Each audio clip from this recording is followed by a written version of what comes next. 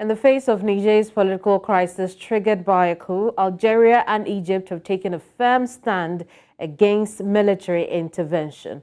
Now, these North African nations emphasize that dialogue is the most viable solution, and it echoes concerns voiced by prominent Nigerian groups, including religious bodies and influential forums, who fear the repercussions of military action on their nations due to its proximity. Algeria's president has dispatched the foreign minister on a diplomatic tour to advocate for dialogue in ECOWAS countries. So he's visiting Benin, he's visiting Niger, and he's visiting Ghana. Now, amidst the regional complexities, the call for peaceful resolution gains significance, while Niger's situation reflects a troubling trend of coup-related instability in West Africa. Now, that's a conversation we will have in a bit. Unfortunately, our connection has failed us, and so we've lost our resource person over the phone. But it's clear that Algeria wants dialogue instead of military action as proposed by ECOWAS. We also know that the leader of the envoy sent by ECOWAS to Niger to mediate talks between the two parties has also spoken against military intervention of Niger at this time, and I'm speaking about Abdusalami Abubakar. He has spoken to the president since his return from ECOWAS. Unfortunately, ECOWAS has been quiet since then, but we know that AU this week has sanctioned Niger, ousting it from its group until further notice. It had also said that it's putting an eye on the possibility of military intervention. However, all other benefits that could have been accorded to Niger as a member of AU have been suspended. What all of this means for the attempts to restore political sanity in the West African nation Niger, that is, we'll find out now. Our guest is Salahuddin Hashim. He's a conflict and security analyst. He's joining us from Nigeria's capital city, Abuja. Thank you so much for your time here, Hashim. In fact, it's really great to have you back. We lost you earlier. Thank you very much for having me. Incidentally, I'm in Maiduguri, just 3 kilometers away from Niger. Oh, look at that. So talk to us about how Maiduguri is at the moment. You know, we know that the people just across the border are also family. How are they taking things there? It's been quite scorching after the sanctions, and then, of course, millions of nairas are lost on a daily basis because of the close down of the borders. Trading has been very difficult. As you know, that cross-border trading has been quite famous here. But of course, we go across Burma, and of course, you go through to Niger, you will realize that there is heavy cross-border activities that has been stalled. And this in itself is bringing a lot of hardship on the lives of individuals who particularly live within border town, whose sole livelihood depend on the entire value chain of transactions that goes on in that area. So this has had some adverse effect and consequences on them. So I think you will see visibly the sanctions playing out on individuals and people and trading, and the entire commercial nerve in that particular region is being brought to a complete halt. And you know that that's been the concern for some of you analysts, the fact that the sanctions will end up affecting individuals who have need across border than it will, affect the junta as they would rather want it, which is why ECOWAS was advised to be circumspect in whatever action it will take. Would you say that some of you feel vindicated at this point? But beyond that, what could ECOWAS do now to alleviate people who are suffering the consequences of these sanctions? As you know, that ECOWAS has transformed from being an ECOWAS of the states to being an ECOWAS of the people, and that in itself should have actually informed certain decisions.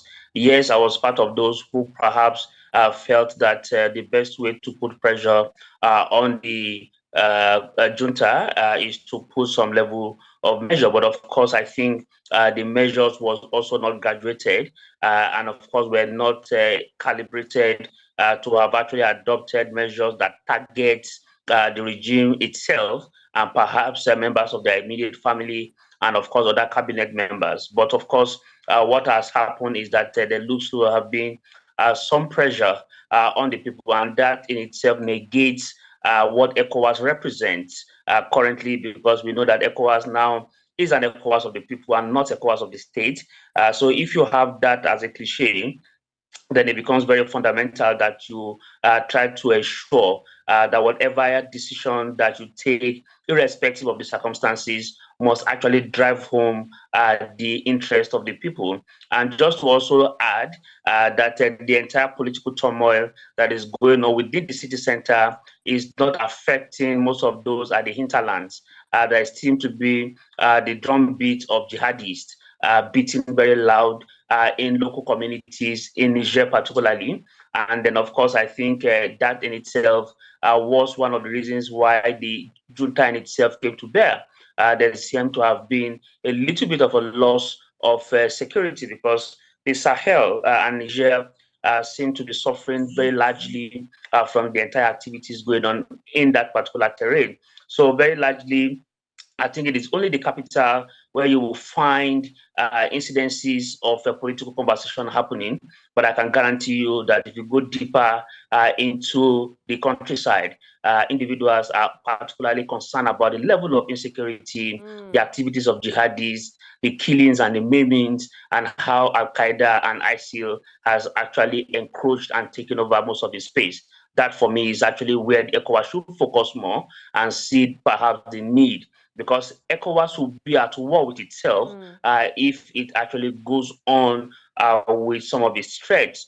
Because you saw the position of Mali and Burkina Faso because of one, solidarity with a fellow junta, and secondly, Francophone alliance, and of course, maybe ultimately because they share the same traits. And of course, you know that Niger has also suffered a number of regime truncation in recent past. And then, of course, there seem to have been some Western decision in terms of military ordinance and collaboration with the Nigerian government and army. And of course, there seem to be some abandoned efforts in the past, and those abandoned efforts, just like we find out in Libya, seem to have become tools and infrastructures for all these criminal elements to use to wage war and engage. Indeed. But what matters most is that we have seen that youth groups are particularly now demonstrating interest to join and be recruited and volunteer just in case this war goes on, that they want to also be profiled and be recruited into the armed forces, just so that at least they can also fight. That tells you very clearly. That speaks to the uniqueness of the political situation, and I'm careful not to call it a crisis, but the political situation in Niger at the moment. ECOWAS has been quiet over the last few days. AU has thrown its first salvo against Niger, but here we are. Algeria has recently come into the fray. The president says there will be no solution without Algeria's involvement. At the same time, the president also says that military intervention will not be condoned for obvious reasons. But how significant is the play that Algeria is making now? I think most importantly is that they are actually building alliance. And you know too well that in circumstances like this, some level of alliance building will begin to crop into play. And this might also result into the entire demographics of what might play out. And that for me suggests that there's a need to have some little bit of additional extension of dialogue timeline, so that at least some level of sanity can actually get into the discussion. Because what we have seen is that the 12-minute video released by the junta suggests very clearly that they are open to dialogue. But of course, they have only said that they are not confiscating power, and that they have not confiscated power. That what they have done is that they have done it in response to popular demands. And of course, if you have seen the level of jubilations that have come as a result of their efforts, it will tell you very clearly that people seem to have completely gotten frustrated and tired of the democratic system. And that also brings to question the democratic infrastructure in West Africa and how it has consistently taken the back seat. And as you know too well, very clearly, that West Africa has turned into a coup belt of the continent. And what does that tell us? It tells us one thing very clearly, that in the words of the president of Liberia, George Oponwe, and he said that institutional coup seem to have prevailed and people's popular demands have been relegated to the background. And perhaps that in itself has contributed to the kind of populist junta regimes that people now see playing out, because the juntas seem to be popular among citizens. People are coming out to jubilate.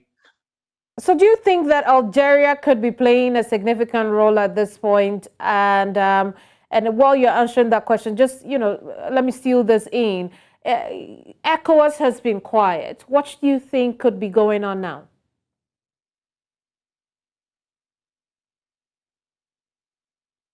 Well, it seems that we have lost Hashim. Yeah, you take that again. I think I've lost you for a while. Hashim, we have very little time, so try and squeeze both questions into one.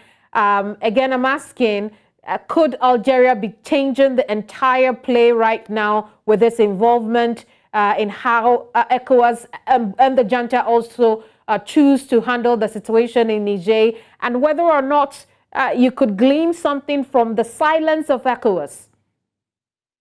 Absolutely. The Algeria involvement obviously will shift the entire narrative, because one, they have been able to offer them some additional defense and military support, and that for me clearly suggests, if you know too well, and if you have followed defense spending in Africa, you will know that Algeria has been one of the most predominant, and because again they have actually followed some antecedents from the European pattern, and then of course the kind of investment they have had, it has actually contributed to the reasons why ECOWAS now believes that going ahead with Niger will mean that they're taking a confrontation on the Arab League. And you know too well that once Algeria joins, you have Morocco, you have other countries within the Arab League on the continent.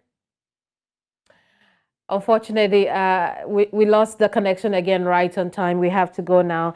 I'm afraid we cannot discuss this any further, but if there are developments, be sure you find them here on News Central TV. Salahuddin Hashim, conflict and security analyst, joining us from My Degree, Nigeria. I'm afraid I can't let you take a go, have a go at the last question on ECOWAS's silence, but we hope that we can speak again some other time. Thank you so much for your time. Thank you very much for having me. And thank you too for being with us the entire week. Remember, the Village Square Africa returns same time on Monday here on News Central TV. But stay with us. We'll bring you news on the hour and, some of our other programmings as well. You want to stay with us and learn what's going on your continent and beyond. I am Kemeni Amano.